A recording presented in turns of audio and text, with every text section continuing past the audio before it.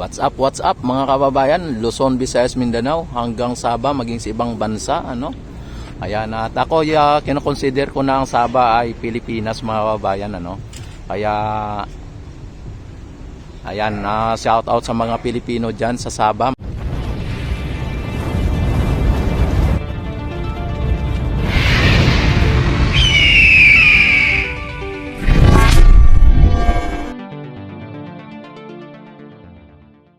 Ayan, Malaysia din siya pero sa ngayon pa lang. Pero sa totoo lang mga kababayan, ang Sabah ay party po ng Pilipinas. Kaya darating ang araw na ang Sabah ay Pilipinas na. Sabah, Philippines mga kababayan. Ayan, at dito tayo ano tayo dito, update sa may Maestranza at Plaza Mexico. Yan, kung inyo nakikita mga kababayan, ang napakagandang iconic bridge, Binondo Intramuros Bridge. Ayan, at dito sa may Plaza Mexico ay talagang napaka aliwalas na. At ano na dito mga kababayan, yung complete na. Yan, complete na po yung dito, yung ating Plaza Mexico. Yan, sisilip tayo mamaya doon sa may Maestranza.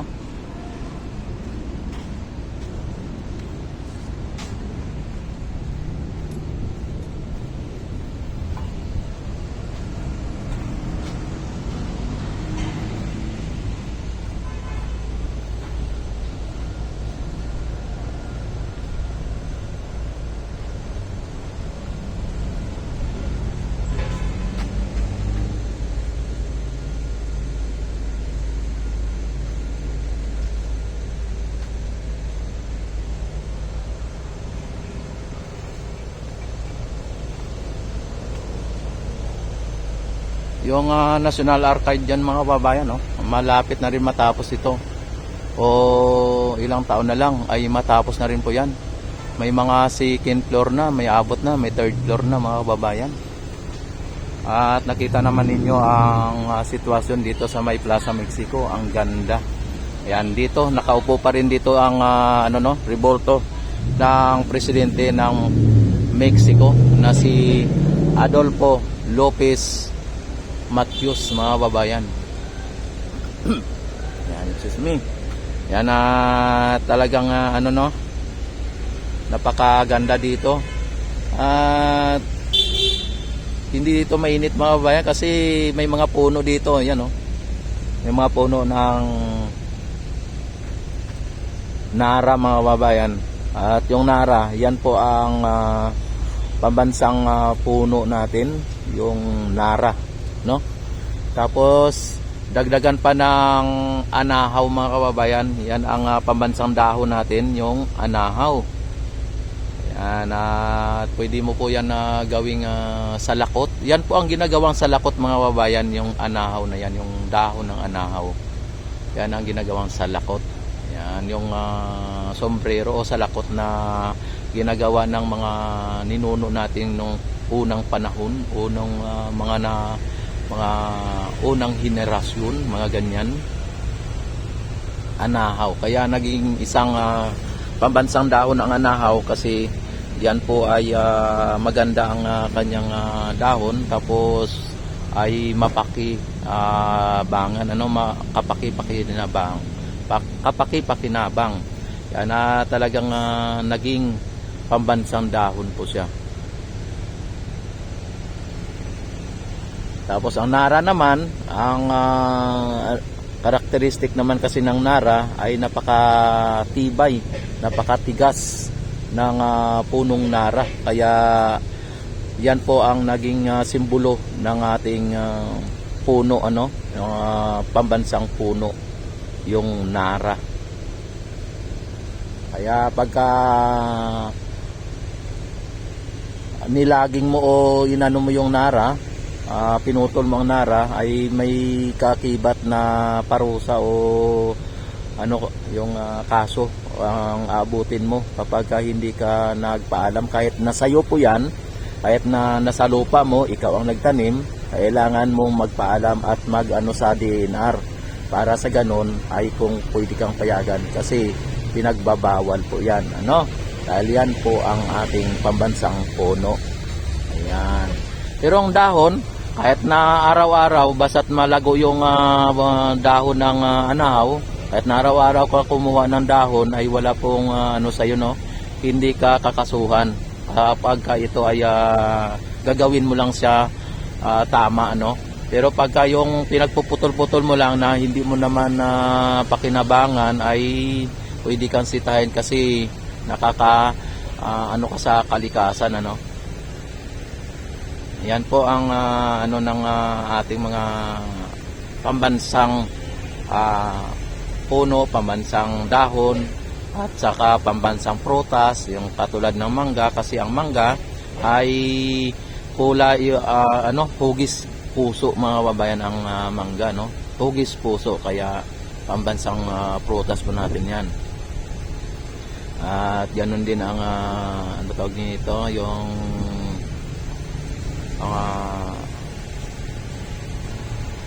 kung ano-ano pang mga pambansa, no, katulad ng pambansang isda natin, yung bangos, mga babayan. At hindi ko lang alam kung napalitan na po, no, at kung ano'y natin yung mga naituro sa atin ng mga sa paaralan ng mga teacher natin, ayun po ang ating pambansang isda. At yung ating pambansang ibon dati ay maya. Ngunit itong maya, mga kababayan, ay isa sa salot sa ating sakahan o sa ating mga magsasaka, no? Kaya siguro pinalitan ng agila. Yan, pambansang ibon natin ay eagle, Philippine eagle, ano.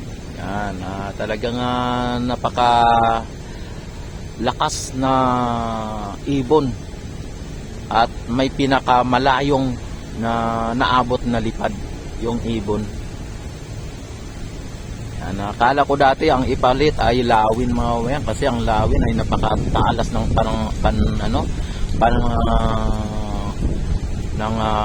pangitain, no, tawag nito, matalas ang mata.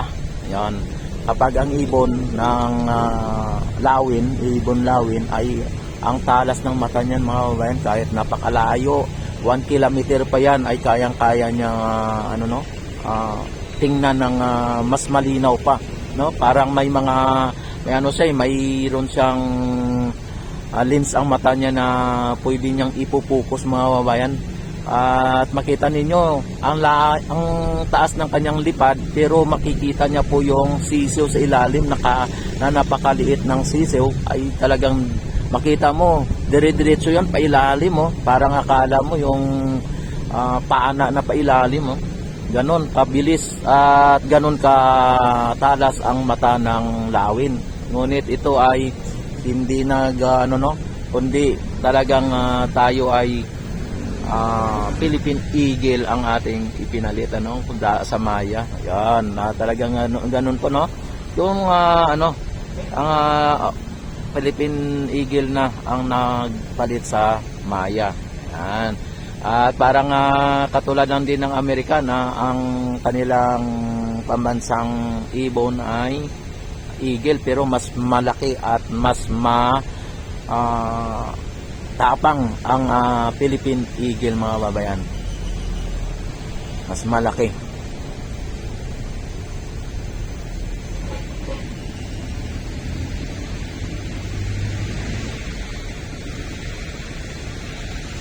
Ayan, don't forget to subscribe my YouTube channel and click notification bell, all nyo na, mga babayan, at para ma-notify agad kayo tuwing ako ay mag-live, mag-upload ng mga videos, mga bayan, at ma-update ko po kayo dito para hindi po kayo mahuli sa mga update araw-araw na ako mag-update ito, ma-notify agad kayo.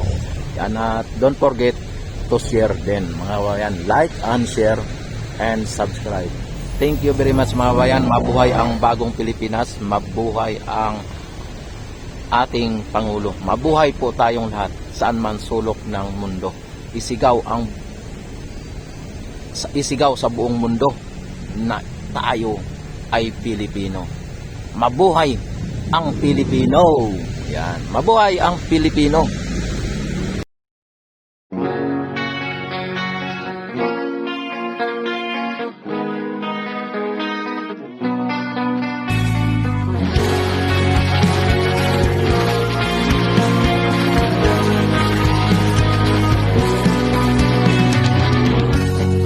Di mo'y abot ang langit, walang pake kahit mainit.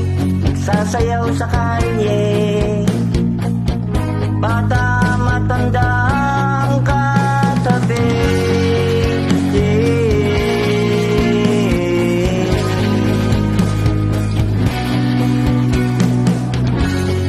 Ngunit parang nag-iba ang ihip ng hangin. Kailangang balikan ating mga nasimulan.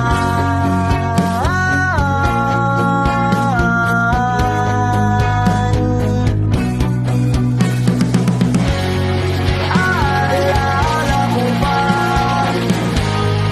tayong lahat ay masaya, puno ng ligaya. Sana'y huwag nang matapos pa.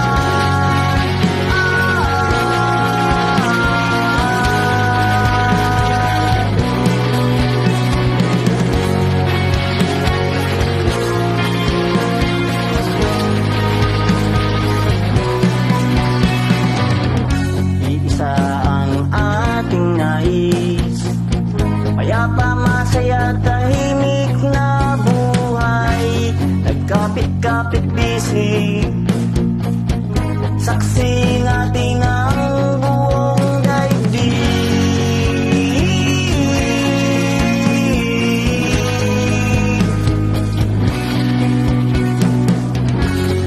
Ngunit parang nag-iba ang ihip ng hangin. Kailangang balikan ang ating mga nasimulan.